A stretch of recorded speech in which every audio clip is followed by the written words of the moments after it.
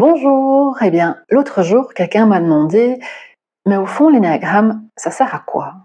Dans quel domaine est-ce que ça s'applique? Est-ce que c'est dans la vie privée, dans la vie professionnelle?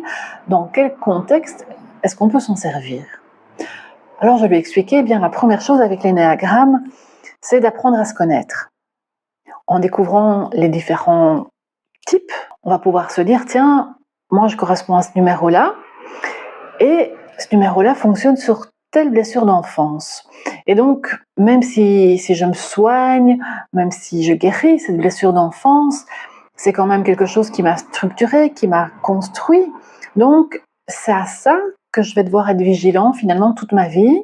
La deuxième chose, c'est que l'énéagramme va être utile chaque fois qu'il y a un contact avec un être humain en fait. Le fait de connaître les différentes typologies, ça va te permettre de savoir, tiens, lui c'est un 4, elle c'est un 3, lui c'est un 8 ou un 9.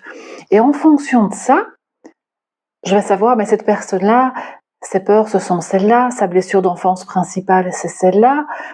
Et donc par rapport à ça, je vais pouvoir agir différemment que je ne le ferais peut-être naturellement. L'énéagramme va être une aide énorme au niveau de la gestion des conflits, puisque ça permet de comprendre chaque personne, de comprendre comment elle fonctionne et de savoir comment lui parler.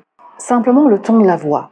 Il y a des gens avec qui la solution c'est de parler doucement, calmement, tranquillement, et là ils vont être ouverts, ils vont vous écouter, ils vont se sentir bien, en sécurité.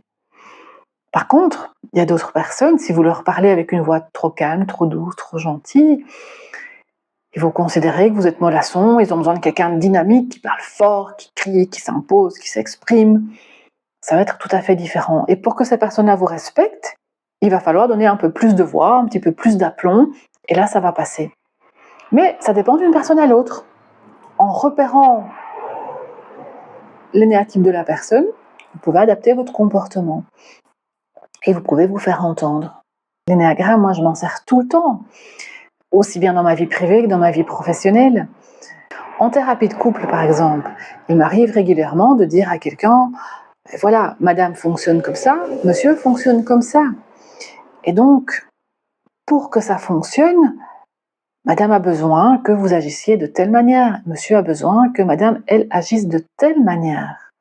Et rien que le fait d'appliquer ça, de comprendre le mode de fonctionnement de la personne, ça peut changer totalement une relation. Alors c'est vrai en thérapie de couple, mais c'est vrai aussi en thérapie familiale, par rapport aux parents, par rapport aux enfants. Quand j'ai des gens comme ça de la même famille, il m'arrive de dire, écoute, avec ta maman, agis plutôt comme ça, tu vas voir, ça va faire une différence. Puis la personne teste et me dit, mais oui, effectivement, ça change totalement la donne. Mais oui, quand on a cet éclairage de l'énéagramme, on voit toutes ces différentes personnalités, on voit quelles sont les forces des gens, et donc ça permet de pouvoir les mettre en avant, de pouvoir les valoriser, de pouvoir les aider à développer leurs bons côtés. En fait, en résumé, l'énéagramme, c'est une ressource inépuisable qui va vous servir vraiment dans toutes vos relations, qu'elles soient familiales, sociales, professionnelles.